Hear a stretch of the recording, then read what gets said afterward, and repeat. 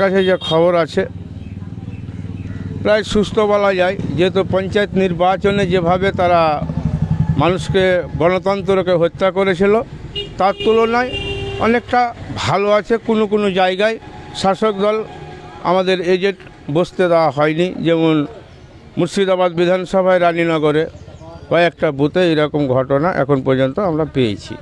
জঙ্গিপুর লোকসভা কেন্দ্রে কতটা জায়গায় আপনারা এজেন্ট দিয়েছেন? আমরা শুধু জঙ্গিপুর লোকসভার সমস্ত মানুষ জানে 2 নম্বর ব্লকের একটাই জায়গায় যে যখন যে ক্ষমতায় থাকে শাসক দল তাদেরই হয়, কিন্তু আমরা যথেষ্ট চেষ্টা করেছি এবং এখন পর্যন্ত আমাদের প্রার্থী মুর্তুজা হোসেন সাহেব তিনি সকালে বেরিয়েছেন, তিনি সেকেন্দ্রে এবং গিরিয়ার জায়গায় তিনি এজেন্ট বসানোর জন্য। মানুষ এই গণতান্ত্রিক উৎসবে সঠিকভাবে কি তাদের ভোটাধিকার প্রয়োগ করতে পারছে?